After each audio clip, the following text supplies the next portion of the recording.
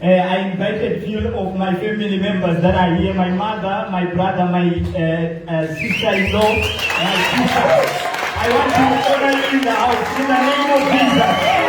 Hallelujah. Thank you so much. We may take our seats.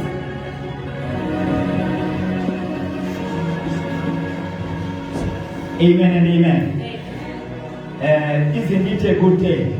Yes. We are in His presence on our first conference.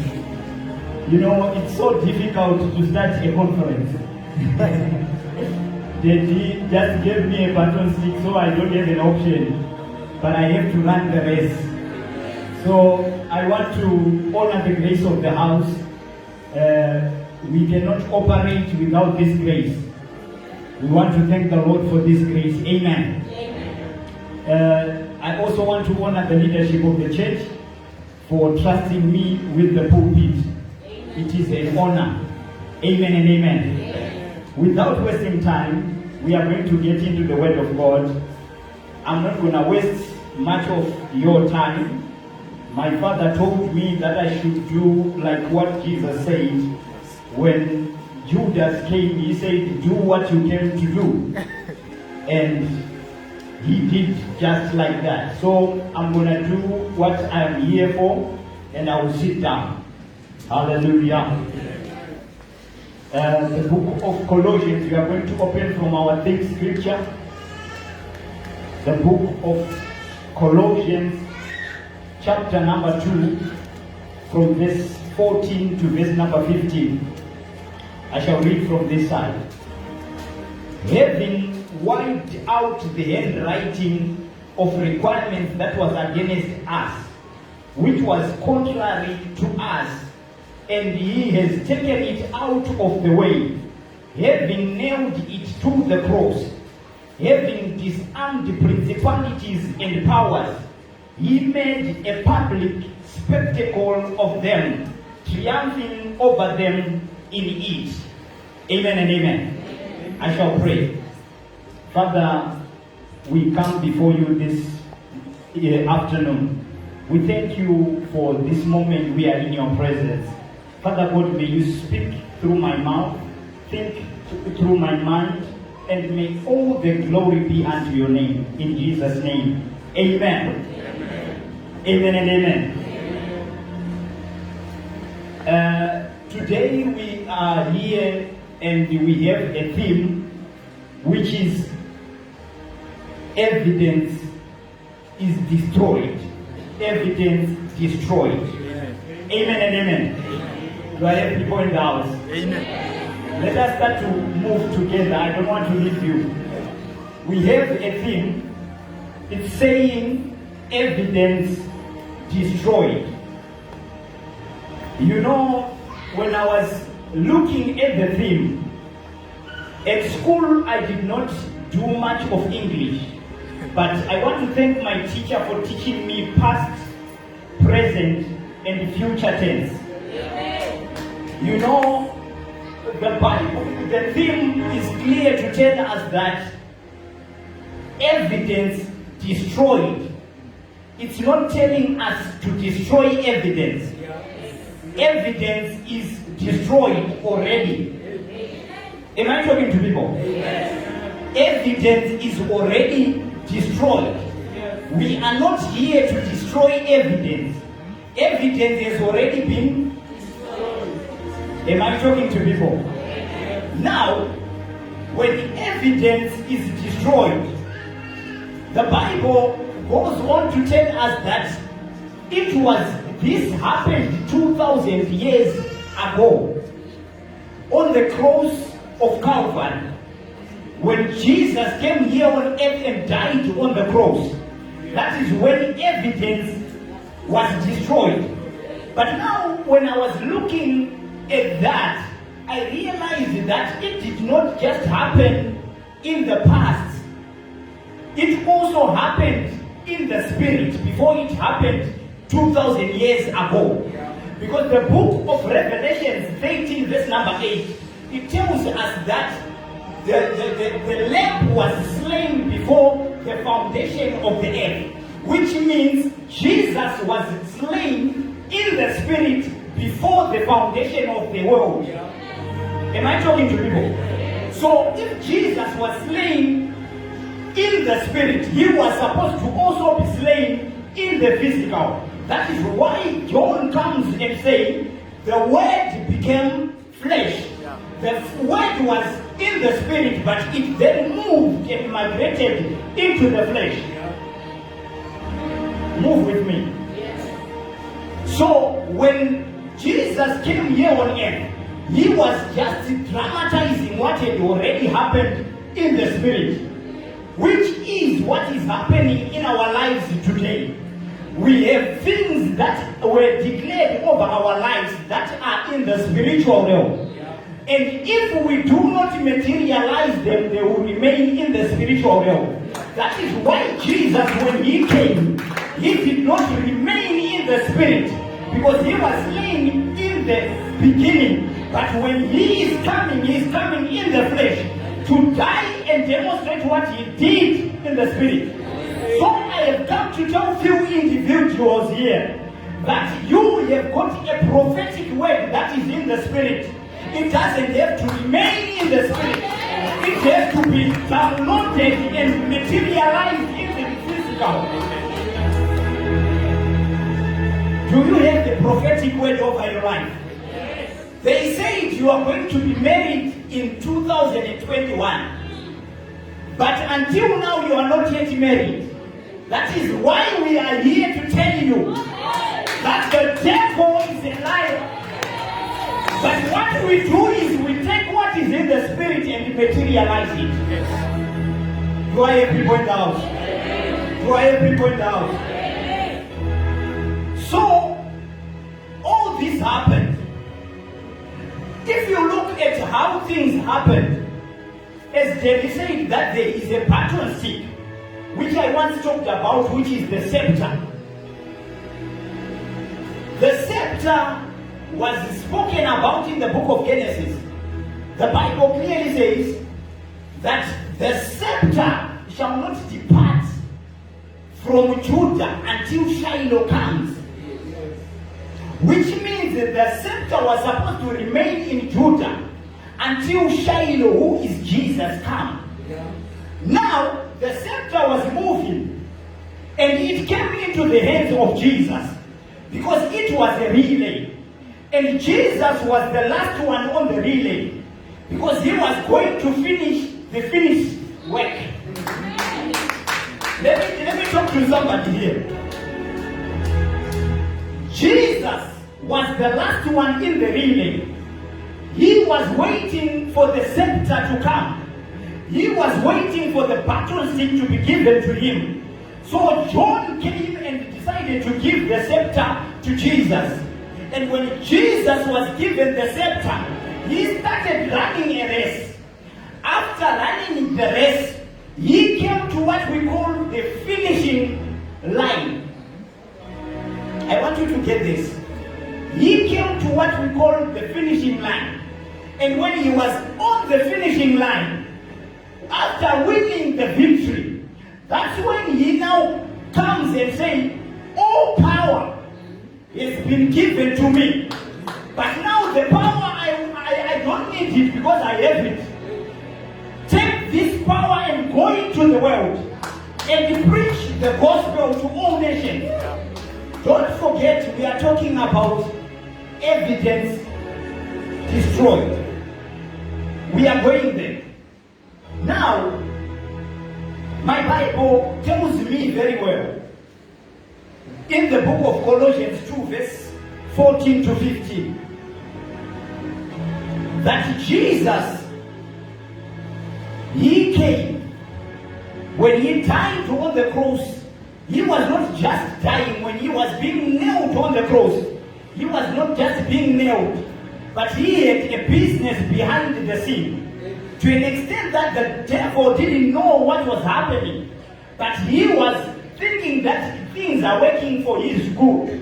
While Jesus is making his business to go forward. Because when you want to kill Jesus, you have to also kill God. of which you can't kill God, because God is Jesus, and Jesus is. So he was thinking that he is doing a good thing by killing Jesus, of which Jesus was also nailing something when they were nailing him. Amen and amen. Amen and amen. Now, the Bible tells us very well, because this was Paul writing this portion of the scripture. And I wanted to understand, why was Paul writing this portion of the scripture? Because Paul on his own, he is a mystery. Because he is one of the men that didn't have time with Jesus, but he had an encounter with Jesus, and he wrote a lot of scriptures and a lot of books about Jesus that he didn't see, that he didn't meet, but he had an encounter with Jesus. Now, why is Paul writing this portion of the scripture? I came to realize that Paul was writing from a prison point of view. He was in the prison. So whatever that he was writing on that portion of the scripture, he was writing on a prison point of view. Now, when he was in the prison, what was happening during their time is, when you commit a crime, you were taken into the jail or the prison. After being taken into the prison, they would write a letter telling the people what you did and how many years you are going to serve and how much can be paid for you to be redeemed. And that letter was put on the door, waiting for well-wishers, people that were good at heart, to come and read. And when they see that this person did this and that, but now we need to take him out of the prison, they had to come and pay the fine. Not only the fine, and whatever that the person has done, you compensate for everything, and then they take the person out of the prison. Now, this letter was evidence waiting on the door for the person who is inside the prison. Remember, we are talking about the evidence that is destroyed. At the gate, at the door, there was evidence as a letter waiting for somebody who is inside the prison. So that when you come out and the letter is still there, I might think that I can help my brother and go and dig a tunnel and take him out. Even if I take him out, the letter would still remain at the door, telling us what you did and how many years you are serving, even if you are outside. Am I talking to people? So you had to wait for well-wishers who would come and pay for you so that you can come out of the prison. So you will not just come out of the prison, but they had to give you another letter. Let me talk about this letter, and then we cruise. In order for you to come out of the prison, they had to redeem you, pay your price, and then you can come out of the prison. Now, when you come out of the prison, the letter that is at the door was supposed to be destroyed. Number one. Number two, you were supposed to be given another letter, which was written tetelestai, which means it is finished. This is what Jesus also said when he was on the cross. He said, it is finished. Now, you were not able to go out without this letter. You were supposed to wait for this letter to be written, which means that everything that you had done is fully paid for. It is fully paid for. That is when you were able to come out of the prison and you can walk out freely. What am I saying? There are people, you and me, this is a done deal already. we are not going to be talking about it a lot, but it's a done deal already. Because there is a word that they say that you can kill, you shouldn't kill what is already dead. You shouldn't kill what is already dead. What Jesus did, you shouldn't also come and do the same. Let me repeat this one, you didn't get it. You shouldn't kill what is already dead. So if Jesus did something for you, you shouldn't also come and do the same. If Jesus died for you, you shouldn't also come and die for yourself.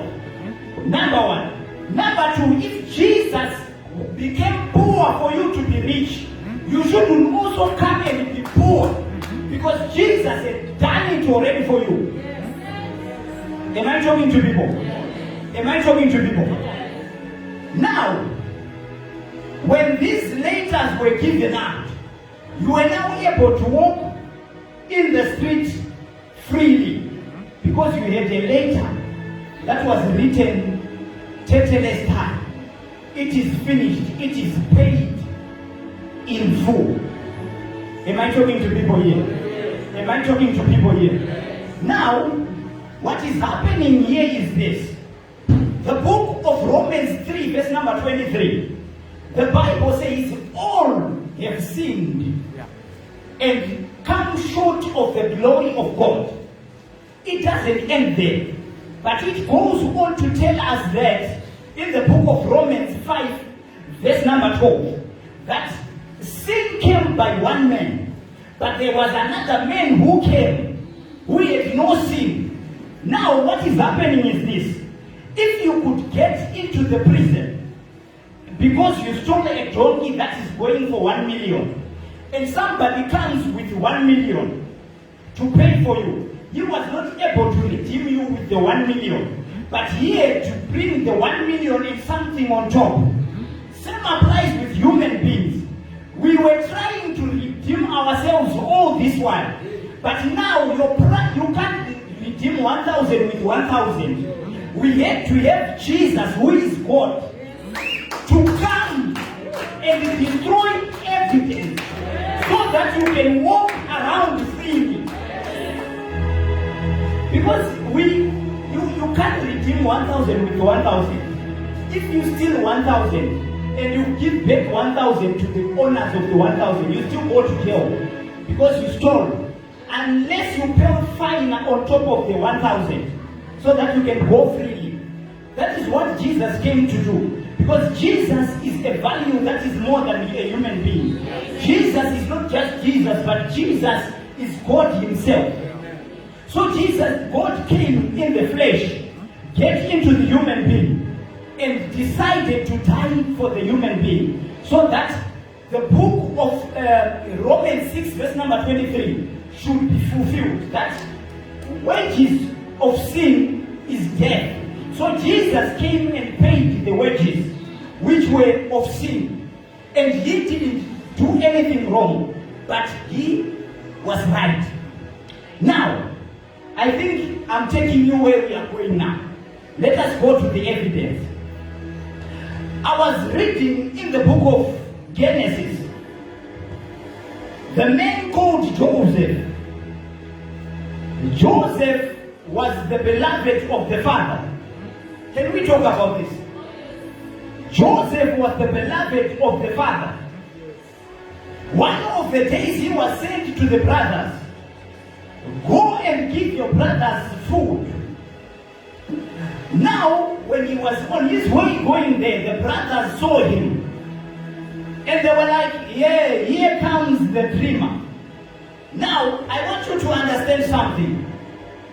Normally, when you have a dream, it is the enemy who knows where you are going more than you. Yeah. So the brothers were angry at the brother, not because he had the mansion that he was dreaming, not that he had the private jet that he was dreaming, but because he had a dream.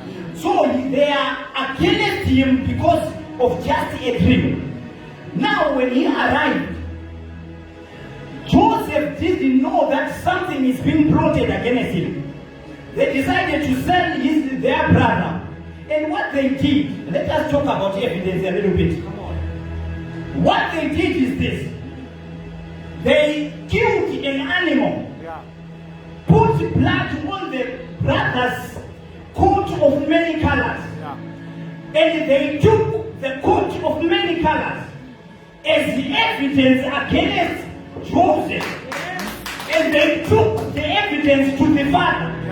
Father, this boy is no more. We think he has been killed by the animals.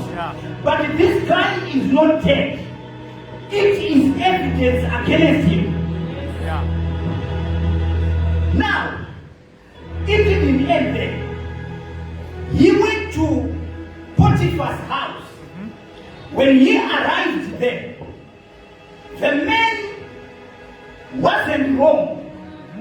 But what happened is the mother, the Potiphar's wife, loved Joseph because he was good looking like me.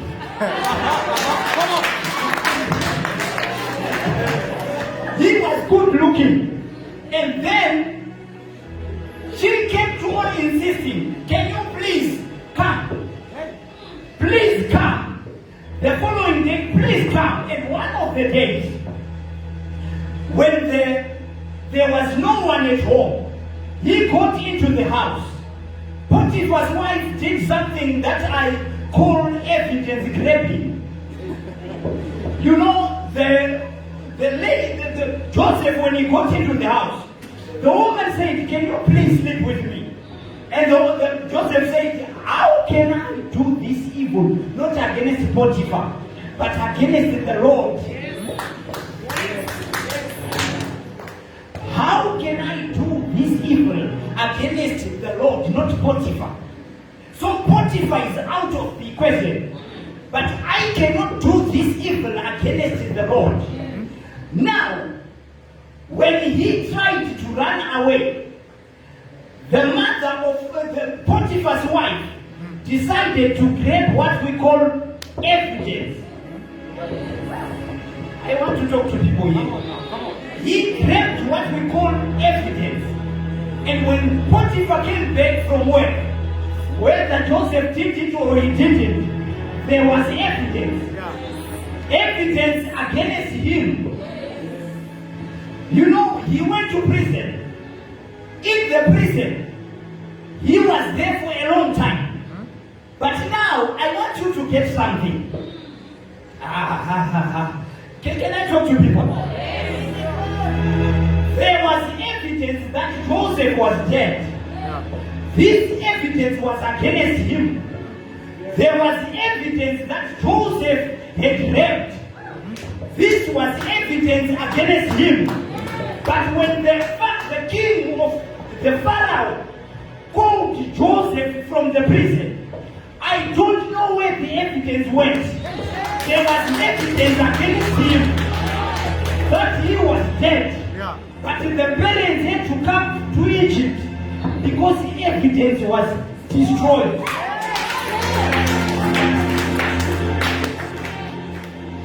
Evidence. Come on, somebody, talk to me. Evidence. Evidence. There was evidence that Joseph is dead. There was also evidence that Joseph raped. But when he came before the king, who is Jesus?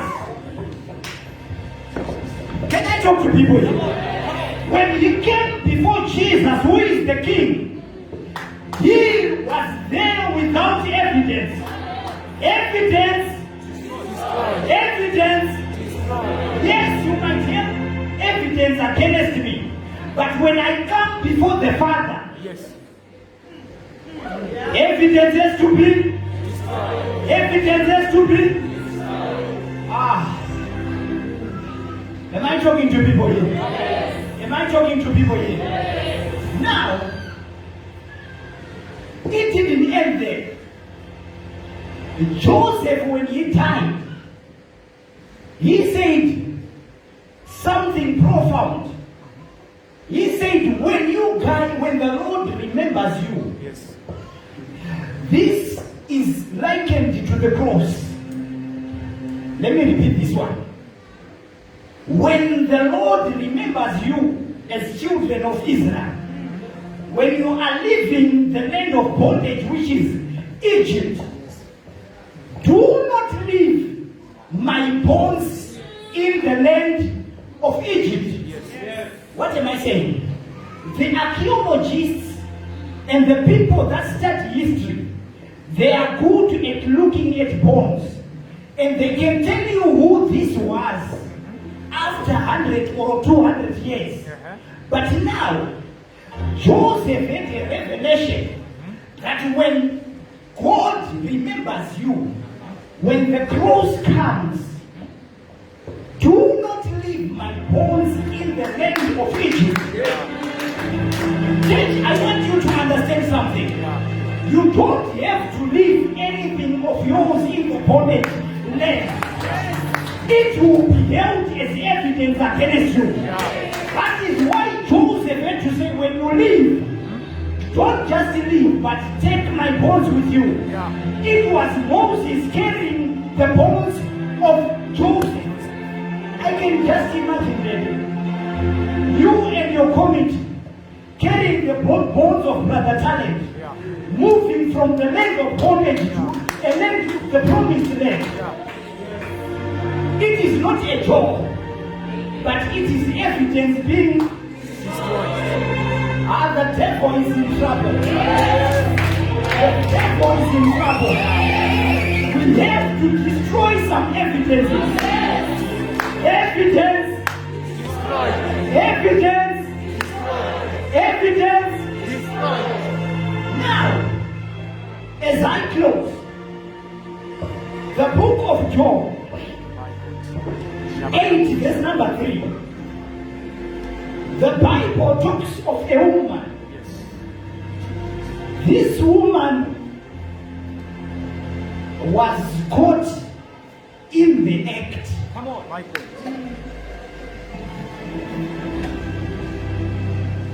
What am I saying? This was not rumor. This was not hearsay. This was pure evidence. If it was during our time, it was going to be on social. Because it was evidence. There was pure evidence. But now, the mistake that they did is this.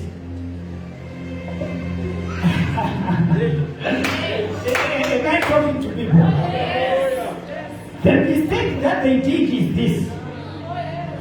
They took evidence to where it is destroyed.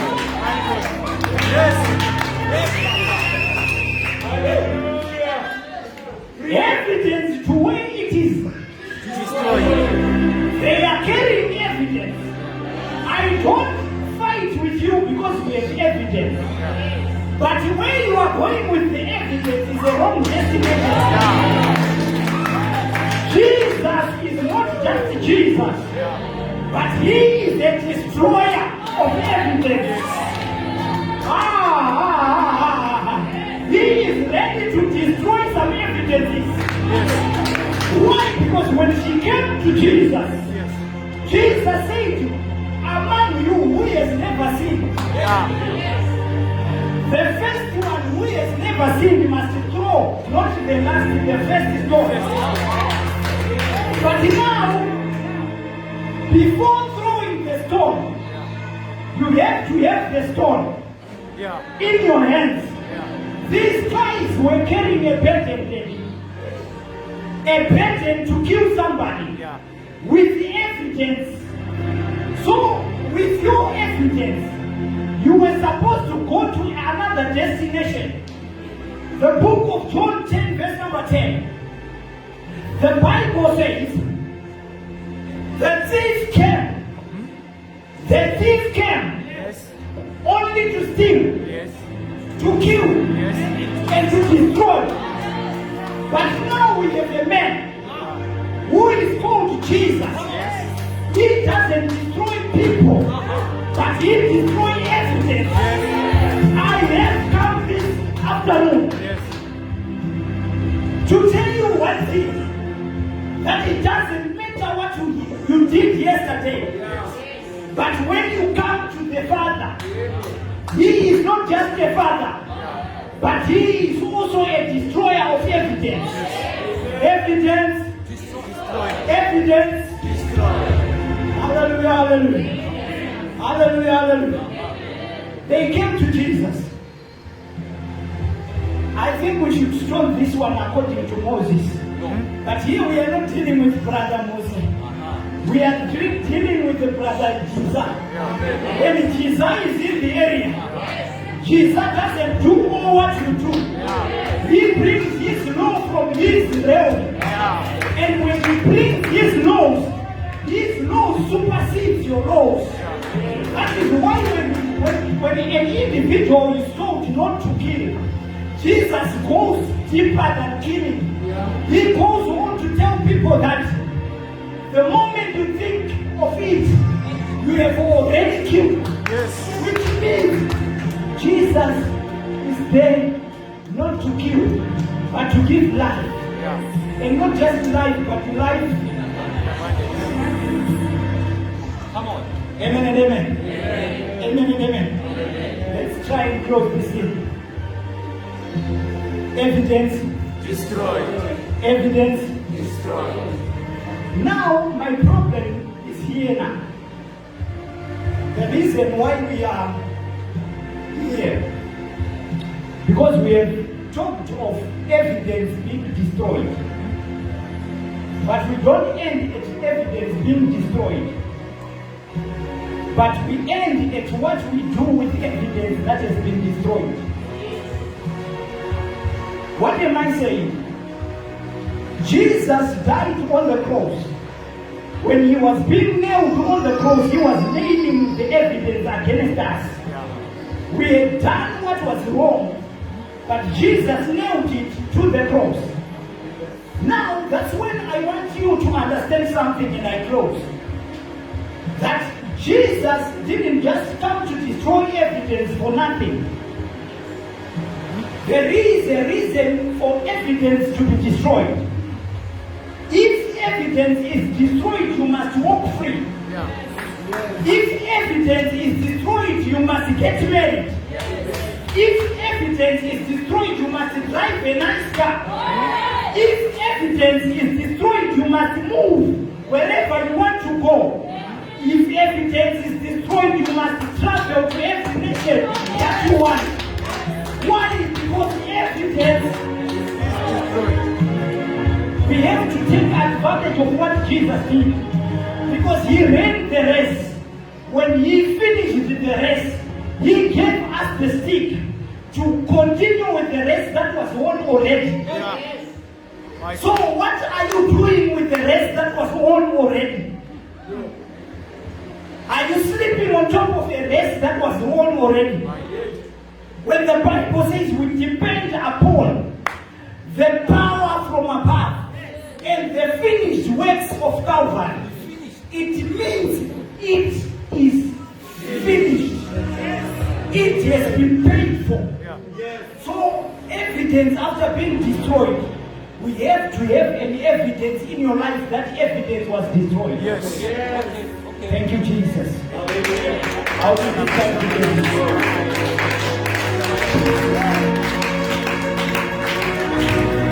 I am the evidence of the cross.